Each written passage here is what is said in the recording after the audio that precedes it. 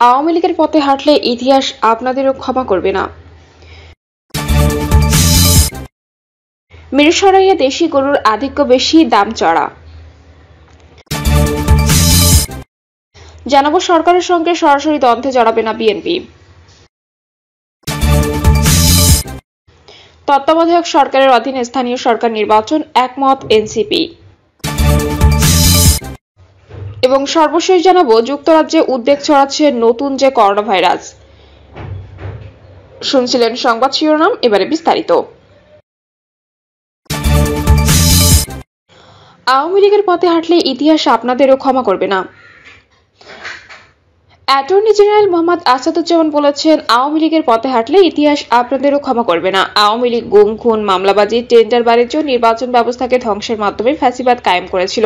Attorney general বৈষম্য বিরোধী ছাত্র আন্দোলনের নেতাদের উদ্দেশ্যে আরো বলেন, আপনাদের কথায় যদি কোনো রাজনৈতিক দলগুলোর মধ্যে বিভেদ সৃষ্টি হয় তাহলে তা হবে দুঃখজনক। সে কারণে সবাইকে ঐক্যবদ্ধ থাকার আহ্বান জানান তিনি। মিরসরাইয়ে দেশি গরুর আধিক্য বেশি, দাম চড়া। একসময় 50,000 টাকার বড় গরু পাওয়া যেত, এখন 1 থেকে 1.5 লাখ টাকার গরুও চোখে পড়ে না। খাদ্যের দাম বেড়ে যাওয়ায় গরুর দামও বছরে বছরে বাড়ছে। কথাগুলো বলছিলেন চট্টগ্রামের মিরসরাই উপজেলার কমলদহ বাজারে গরু কিনতে আসা জহির উদ্দিন। টানা ভারী বৃষ্টির পর থেকে কোরবানির পশুর হাট জমে উঠেছে। রেকর্ড পরিমাণ পশু উঠেছে হাটে। অন্যান্য বছর হাটের সাদা গরুর আধিক্য দেখা গেলেও এবার দেশি গরুর আধিক্য রয়েছে। মিরসরাই উপজেলায় এবার 31টি স্থায়ী ও অস্থায়ী গরুর হাট বসানোর অনুমোদন দেওয়া হয়েছে। উপজেলার করের হাট ঘুরে দেখা যায় ঐতিহাসিক এই বাজারে কয়েক হাজার গরু ও ছাগল বিক্রির জন্য তোলা হয়েছে। এসব পশুর হাটে বেশিরভাগই দেশীয় পদ্ধতিতে লালন পালন করা, তবে অন্যান্য বছরের ন্যায় এবার বাজারে সাদা গরুর আধিক্য কম দেখা গেছে। সাইফুল ইসলাম নামের একজন ক্রেতা বলেন, এবার দেশি গরুর দাম বেশি, বাজেটের সঙ্গে সমন্বয় করতে পারছি না। কয়েকটি হাট ঘুরেও বাজারের মধ্যে গরু মেলাতে পারিনি। তবে বিক্রেতারা বলছেন, অন্যান্য বছরের তুলনায় এবার দেশি গরুর দাম একটু বেশি, কারণ গরুর খাদ্যের দাম যে হারে বেড়েছে তার প্রভাব পড়েছে উৎপাদন খরচের উপর। সরকারের সঙ্গে সরাসরি দ্বন্দ্বে জড়াবে না বিএনপি। জাতীয় নির্বাচন নিয়ে সরকার টালবাহানা করছে বলে মনে করছেন বিএনপি নেতারা। নানা এজেন্ডা বাস্তবায়ন করতে চায় বলে সরকার নির্বাচন বিষয়ে সময় ক্ষেপণ করছে বলে অভিযোগ তাদের। তবে ডিসেম্বরের মধ্যে নির্বাচন ইস্যুতে সরকারের মধ্যে এখনই সরাসরি কোনো দ্বন্দ্বে জড়াতে চান না। সুস্পষ্ট রোডম্যাপ ঘোষণা না হওয়া পর্যন্ত সরকারকে অব্যাহতভাবে চাপে রাখবেন তারা। সূত্র জানায়, বৈঠকে নেতারা একমত নন। বেশি বিদেশি বিভিন্ন ষড়যন্ত্র মোকাবেলা এবং দেশে স্থিতিশীলতা ফেরাতে আগামী ডিসেম্বরের মধ্যে জাতীয় নির্বাচন প্রয়োজন। বিভিন্ন ফোরাম থেকে তারা এ দাবি অব্যাহতভাবে তুলে ধরবেন। ঈদ উল আজহার পর সার্বিক পরিস্থিতি পর্যালোচনা করে তারা করণীয় নির্ধারণ করবেন। এদিকে ঐক্যমত্য কমিশনের চাপিয়ে দেওয়া কোনো সংস্কার প্রস্তাব না মানার সিদ্ধান্ত হয়েছে বৈঠকে। এর সংস্কার ইস্যুতে ওই দিন জাতীয় ঐক্যমত্য কমিশনের প্রধান এবং অন্তর্বর্তী সরকারের প্রধান উপদেষ্টা ডক্টর মোহাম্মদ ইউনূসের সঙ্গে বিএনপি সহ রাজনৈতিক দলগুলোর আলোচনার বিষয়বস্তু সভায় উপস্থাপন করেন স্থায়ী কমিটির সদস্য সালাউদ্দিন আহমেদ। শুধু একটি দল ডিসেম্বরে নির্বাচন চায়, ডক্টর ইউনূসের এ বক্তব্যের শক্ত প্রতিবাদে ঐক্যমত্য কমিশনের বৈঠকে জানানো হয়েছে বলে স্থায়ী কমিটিকে অবহিত করা হয়। স্থায়ী কমিটির বৈঠকে নেতারা বলেন, সরকারের সঙ্গে এখনো পর্যন্ত বিএনপি যে আলোচনা হয়েছে এতে নির্বাচনের রোডম্যাপ নিয়ে তাদের প্রত্যাশা অনুযায়ী কোনো আশ্বাস পাওয়া যায়নি। এই পরিস্থিতিতে সরকারের পরবর্তী পদক্ষেপ কি হয় সেটি দেখার অপেক্ষায় তারা। ঐক্যমত্য কমিশনের বৈঠকে বিএনপির পক্ষ থেকে সরকারকে সার্বিক পরিস্থিতি বিবেচনা করে ডিসেম্বরের মধ্যে নির্বাচনের জন্য অবিলম্বে সুনির্দিষ্ট রোডম্যাপ ঘোষণা করার পরামর্শ দেওয়া হয়েছে।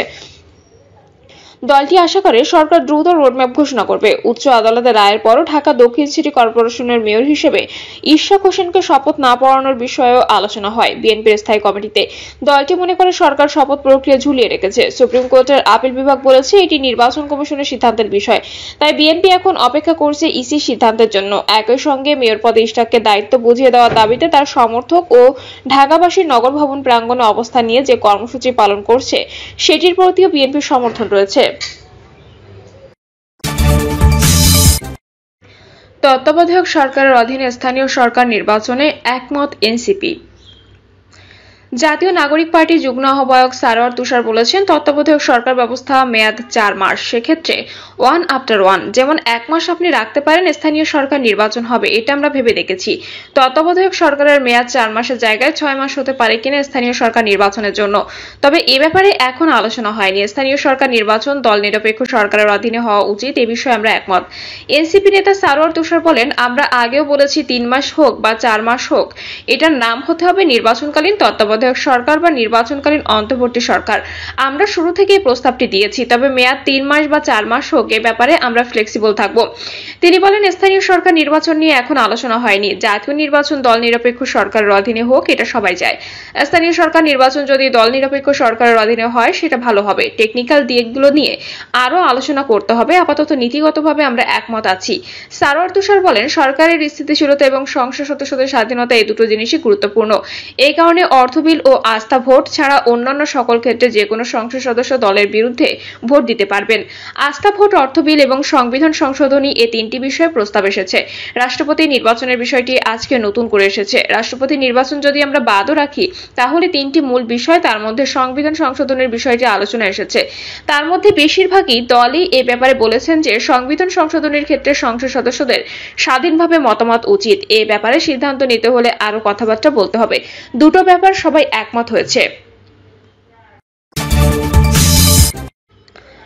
যুক্তরাজ্যে উদ্বেগ ছড়াচ্ছে নতুন যে করোনা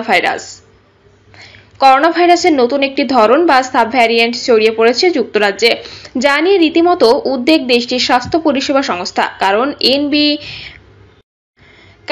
NB181 নামের নতুন এই ভাইরাসটি অন্যান্য করোনা ভাইরাসের তুলনায় বেশ শক্তিশালী এবং দ্রুত ছড়িয়ে পড়তে সক্ষম। যুক্তরাষ্ট্রের সরকারি স্বাস্থ্যসেবা সংস্থা ন্যাশনাল হেলথ সার্ভিস আজ এক বিবৃতিতে জানিয়েছেন যে দেশটির নর্দার্ন আয়ারল্যান্ড প্রদেশের অন্তত 7 জন এই ভাইরাসে আক্রান্ত হয়েছেন। বিশ্ব স্বাস্থ্য সংস্থা এর করোনা বিষয়ক নথিপত্র ঘেঁটে জানা গেছে যে NB181 নামের এই করোনা ভাইরাসটি বর্তমানে সক্রিয় অন্যান্য করোনা ভাইরাসের চেয়ে 4 গুণ দ্রুত গতিতে ছড়িয়ে পড়তে সক্ষম। আরো জানা গেছে যে বর্তমানে বাজারে যেসব করোনা টিকা প্রচলিত, সেগুলোর প্রতিরোধ ক্ষমতা ব্যর্থ করে দিতে পারে NB181। এই ভাইরাসটিকে ভ্যারিয়েন্ট আন্ডার মনিটর হিসেবে তালিকাভুক্ত করেছে WHO।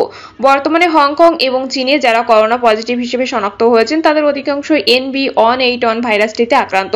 এর পাশাপাশি যুক্তরাষ্ট্র, অস্ট্রেলিয়া, মিশর, থাইল্যান্ড এবং মালদ্বীপেও এই ভাইরাসটি আক্রান্ত রোগীর সন্ধান মিলেছে।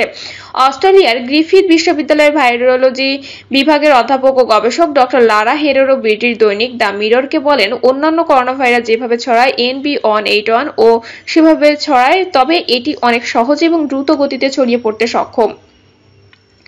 এছাড়া করোনা টিকা নেওয়ার ফলে দেহে যে রোগ প্রতিরোধ ক্ষমতা তৈরি হয়, সেটিকে ব্যর্থ করে দেওয়ার মতো শক্তি NB181 ভাইরাসে রয়েছে। এই ভাইরাসের উপসর্গগুলো হলো টানা ও দীর্ঘ কাশির দমক, স্বাদ ও ঘ্রাণ শক্তি লোপ পাওয়া, শ্বাসকষ্ট, ক্লান্তি বোধ করা, গা মাথা, গলা ব্যথা, নাক বন্ধ হওয়া, গলা ব্যথা, খাবারের রুচি নষ্ট হয়ে যাওয়া, ডায়রিয়া ও অসুস্থ বোধ করা। যদি 1 ঘন্টারও বেশি সময় ধরে আপনার কাশির দমক উঠতে থাকে এবং 24 ঘন্টার কমপক্ষে 3 বার এমন ঘটে, তাহলে অবশ্যই আপনার উচিত হবে করোনা টেস্ট করা, মিররকে বলেছেন ডক্টর লারা হেরেরা।